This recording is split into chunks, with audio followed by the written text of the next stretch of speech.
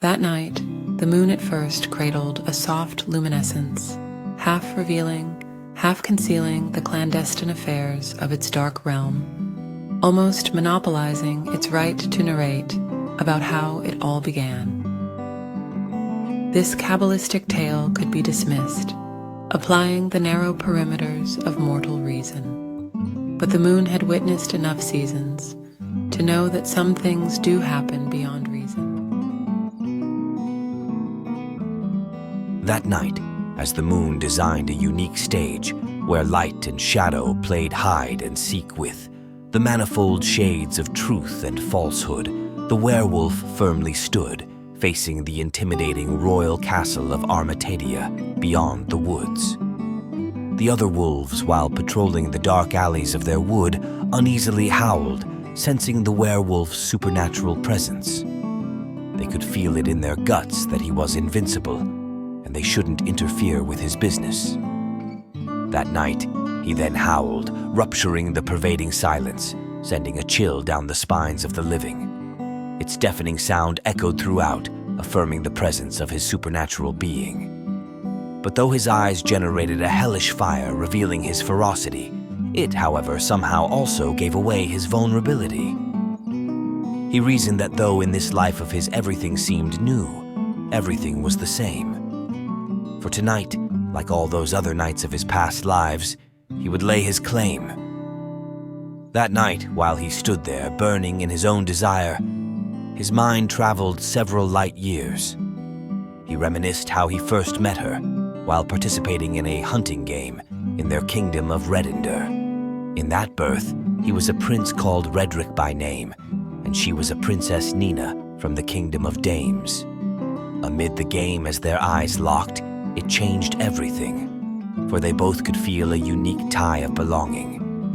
They were in love, and it echoed in their ground beneath and in the heavens above. Ah, his heart ached as he remembered those promises made to each other, but that could not be kept. For right after their betrothal, he suffered a premature death. It so happened that while defending the honor of his country in the battlefield, he succumbed to his injuries after fighting with great zeal. Many a time in his emotional outbursts, he had declared that their love was cursed, and he believed it still now. As fate had designed such a complicated stratagem that hitherto they could not fulfill their vow. Every time in his pursuit to achieve her, through fair or unfair means, he was defeated, beaten, caged, or killed by forces stronger than him. But though he had kept her waiting so long, pining for him, in her every consecutive life, they remained united in her dreams. For in her every life, she could feel her presence, in her heart, in her essence. It was destiny that she would accept him in all shape, size, and form. It was destiny that she would come to him, defying societal norms. That night, as the silver moon created an illusionary state with its silver beams, half revealing, half concealing the werewolf's nocturnal schemes, Amelia, the beloved princess of Armatadia, felt again the palpable presence of him in the deep recesses of her recurring dream. It seemed that she, with all her worldly power and possessions, couldn't bar his intrusion in her subconscious domain.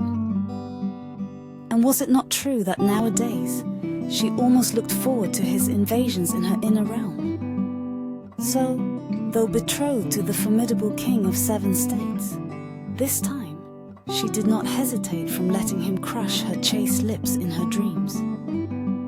But little did she know that this kiss of his would change everything, as it would unlock her memory, making her remember the past happenings. That night, she suddenly awoke past midnight. Widely awake now, she sat in her bed upright, dreading the re-emergence of her inner tirades of emotions in those wee hours of the night. But much to her surprise, a strange calmness engulfed her, as if she had solved an intricate puzzle that had so long baffled her. She experienced an epiphany, tantamount to an inner reawakening journey, as her mind was flooded with memories of those happenings, which undeniably pointed to the fact that in all her past mortal lives, she had loved only him. That night, the moon now glowed with an iridescent golden sheen, and the dulcet tone of the soft wind soothsaid that a new story would begin. As Amelia stood before her chamber's casement ajar, her eyes wandered beyond the palace boundary, darting afar. There, in the uncharted territory of the woods, she saw him. What gave him away this time was his eyes, which summarized their connection. She now knew that he who stood there pining for her was her only destination. She could not run away from him, nor did she aspire for it, as her heart rose to mutiny. This time she made a strong resolution to unite with him by fighting her adverse destiny. Her hasty footfalls remained imprinted with the sonorous music of the night, as she embarked on her journey to become the werewolf's bride. That night, as the moon metamorphosed to a red blood orb, and the blood moon oozed blood in the milieu of that part of the globe, the temperature soared, capturing the shift of tone in the environ's temperament. It was as if nature buckled up to act as a prop in this saga's next segment. For the actions of Patrick, the royal archer was about to begin, which would be instrumental in changing the trajectory of this story with a whole new spin. Long before the princess, Patrick had located it from the eye-hole of the palace door. He shuddered to find the presence of such a demonic creature right from the pages of legends and folklore. While his mind raced to comprehend the incomprehensible, his intuition signaled that he now had to rumble with this trouble. Lo, who was there? Was it not the princess? Where was she going on such a night with haste? And why? Had she been enamored by this ominous creature? So it seemed to him that she was enchanted with it, and in her trance stayed walking towards it, oblivious of the danger.